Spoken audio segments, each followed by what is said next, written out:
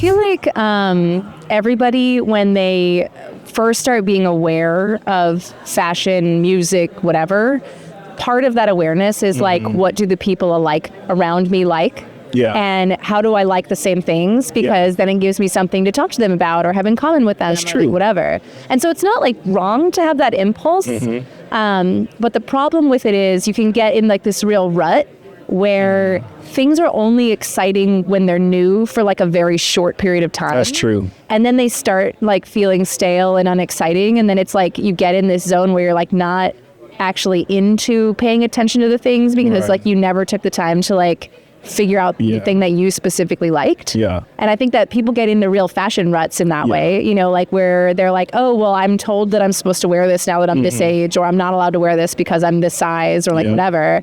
And they just never like give themselves permission to try different things. Yeah.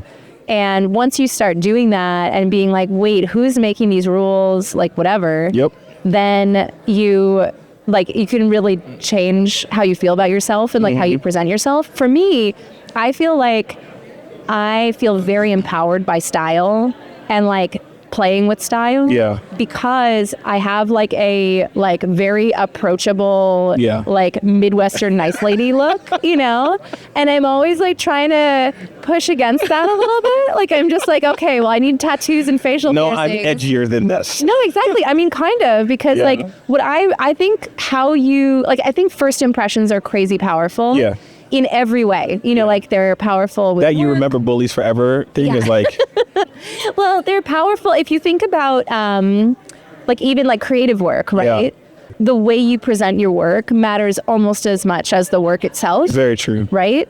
And so I think you just have this way of, it's like kind of manipulation, but in a way that's not yucky, of like giving people an understanding about how they should perceive you and like how they should understand you. It's like framing. It's like it's you framing, get to, exactly. I think it's okay to frame yourself and say, this is who I am. Yeah. And it'd be nice for you to understand me as I am. As I want you to understand me. Exactly. Yeah. And like if you think about design, like I was talking to someone, they were talking about whether or not like how powerful is design and what does design matter for blah, blah, blah. You know, like one of those conversations that people have over and over again. And I was like, think about it this way.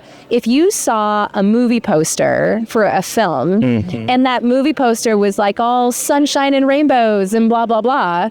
And then you got into the movie and you realized that it was like a gruesome horror film. Right. Like you would be shocked. Yeah. And you wouldn't have anything but like a weird like disappointment and anger about the thing because you felt like it showed you a thing that it wasn't. Like it lied to. It deceived you. Like, okay, yeah. And so like to me, I want to express myself how I feel to other people so that when they meet me, talk to me, whatever, they get the vibe that I want them to get, you know? Yeah. So that they you feel definitely like they have the can know approachable me. vibe. Like, I feel like you walked on stage.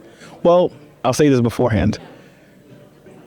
I think the amazing thing that I saw on your website when I sent you an email was the message you had to students. And that felt like so like, let me just kind of like level with you so you don't waste your time. And I felt like I read that, I was like, I feel like it'd just be like a cool conversation and you don't feel like, oh, I'm trying to necessarily package myself in a way. No. I'm not trying to like brand myself. Like that's like the whole thing is like, it's not a brand exercise. Right. It's just like I really believe, like it's just so much easier to get to know someone if they give you an idea of who they are before you meet, you know, like that's why like when we set up online profiles for dating people or whatever, you want to be genuine. Like, you know, you want so that when you meet someone, what they have seen and read of you and perceived of you aligns with the person that they're meeting in person. Because it's really weird when it doesn't. Like it's very like throws you off. And it can kind of make you mad. Yeah, it kind of makes me mad. But I'm so friendly looking that like I literally get asked for directions everywhere I go. Oh, that's funny. Like people will cross the street to like ask me for directions over other people. I was just at the airport and a guy like walked around a column to talk to me to ask him. Again, it's crazy. It's like everywhere. I was telling Debbie Millman about this, and we were at a conference, and we were walking from like the stage of the conference to where like hotel rooms were, and 3 people asked me for like like asked me something along the way. They were like, do you know what blah, blah, blah is? You know, like whatever. And she was like, oh my God, like I didn't realize. But I think like most of it isn't just like my look. It's that I make eye contact with people. Oh, like I'm just really not afraid to like look people in the face. And like, I'm like, hey, you know, like I'm just like a friendly faced person. So that's pretty cool too. They're like not used to it. How would you say like you developed that essence? Or I don't like think it's a thing you develop. How did you get there? I think I honestly, because now I can see it through my children. Yeah. I think it's a thing you either have or you don't. Interesting. And it's not that you can't have it if you weren't born with it. It's just harder. It's a thing you have to like work on. Yeah. Versus a thing that just is supernatural to you. Yeah. Like my oldest is much more similar to my husband. Yeah. Like she's amazing and so smart and all this kind of stuff, but she definitely is a very social introvert. Gotcha. Where she doesn't walk through the world trying to make eye contact with people. Trying to connect. Yeah. And my youngest is like a super extrovert. Yeah. And he just walks up to everyone and will just like, if you're having a conversation, he'll just walk up and like, you know, just like smile and look at you and you can't not engage with him. Yeah. And I think it frustrates my daughter because she sees how differently he gets treated in the world. Yeah. And like I try to explain to her, and I was like, it's really just about your engagement with other people. Like he says, talk to me through all of his body actions and, you know, whatever. Yeah. And some people just don't put that vibe off. Yeah. I have twins and I was just talking to Nick about this because his son is 3 years old and is like has a lot of energy. I was like, bro, my oldest twin has similar vibes, super energetic, super independent. Like regardless of what you tell him, he's gonna do his own thing. Yeah. My younger twin is just more compliant. Like for whatever reason, I don't exactly know why, but he tends to just like fall in line. And I go, you know, it's interesting because I don't think it's a good or bad or whatever. No. So, you know, there's going to be, I'm looking forward to when I'm going to have to sort of like teach them how their unique makeup is going to affect how they have to navigate life. It's like, that's the thing that as a parent, I think you realize once you have kids is that like, everyone is born a fully formed person. Yeah. Like they are who they're going to be. Yeah. And like any parent that tries to take credit for like who their kid is lying to themselves. Yeah. But what we can do is like know them, like really know them and give them tools that will help them. Like you sort of like take the obstacles out of the way and give them tools that will help them. And then they're just on their path. Right. And they're either well-resourced or they're not. Yeah. And like we can be people that like help and give them resources. That's a great segue because in the same way that formation process happens, like how have you seen that sort of like inform the way you design, your approach to design, some of the like rebrands that you've done? Oftentimes you're kind of guiding companies along the same path. Like they've become who they've become, but then there's a scene where it's like, oh, I'm trying to get here and I can't quite get there. And then I think like with the refresh stuff, all I can do is respond to what they tell me their needs are. Yeah. You know, and I think that that's important to realize with like any dynamic with any person. Yeah. Is like, and when someone is like not responding to you in a way that you like, it just means that you haven't helped lay out the directions on how to engage with you, you know? Yeah. And so like with a lot of my logo clients, like the path that the work takes sometimes is influenced by the logo itself. Like it kind of tells me what it wants to be. Yeah. But a lot of times is influenced by the problems that they're trying to solve. Because like, since I'm not doing anything super radical to the work, usually there's usually a real specific set of problems that they're like, this doesn't scale, or this reads wrong, or this is hard to typeset with, or like whatever. There's always something. And then I'm like, okay, well, here's how we solve those problems. And then if it's just about like inserting more personality or anything like that, like that's a different thing. Yeah. And I can do that. But it's like usually the things that they're after are like way more practical, specific, which I love. Like I love doing that kind of work. So have you always had, so I found you through education. And it's funny because there's this old, I think you had this like, don't be afraid of the internet. Me and Derek were talking about it. Yeah. But I feel like you're one of the first people that I found out like actually sharing the goods about like how to design, how to be a good designer, what is good design in the sense. Is that something that was always there, or was there a thing where it's like, I wish I had this when I was younger? It's a little bit of both. Like, I think one of the things for me is that I realized, like, so when I first got out of school, like, it was sort of like very early social anything on the internet. Like, you know, like Twitter wasn't around yet, Instagram wasn't around yet, like all that kind of stuff. Like Facebook was there, but it was still for schools mostly. Yeah. And so like the early online presence stuff was like Blogger and Tumblr and that kind of thing. We were born the same year, by the way. So. Oh yeah, there you go.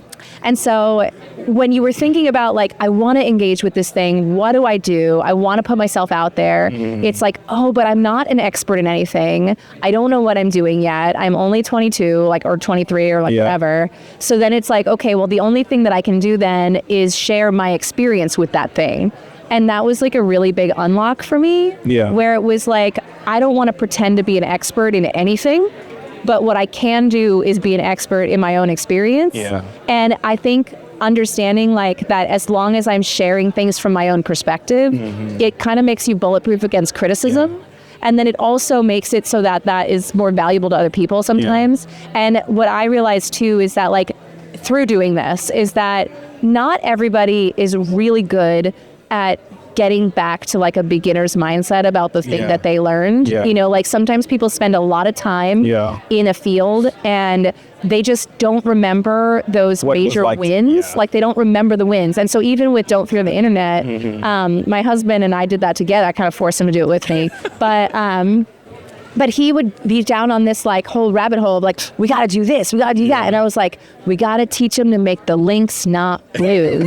And like he, you know, it was just like, because I remember that aha moment. And I feel like since I'm a really nostalgic person, like it's like bad sometimes. I just spend all my time being like, wasn't that great? You know, I think but it comes back. Like, I'm just always looking for meaning in through my past lived experience. So I don't mind circling back to it. And I'm not trying to say like, you know, if I say I'm nostalgic, I'm not like life was better in the 90s or whatever, because it wasn't, you know, but I can go back in my life and appreciate the good things rather than focus on the stress and anxiety and uncertainness and whatever. And so I do spend a lot of time like feeling back in my body from an earlier time. And I think that makes it that when I'm teaching something, it's easier for me to communicate to people just starting out and trying to make things less intimidating, because it's easier for me to remember that like those feelings feel very real to me, you know?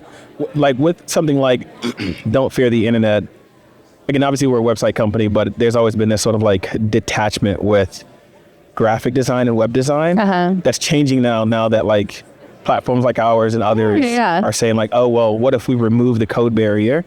But again, like early on, and I'm looking online for like, man, who's got creative websites? And I look at your website and I'm like, how in the world did you get this like .is? And like, it's like, Jessica is awesome. I'm like, man, whoever this person is, I like the way they think and I want to be like them.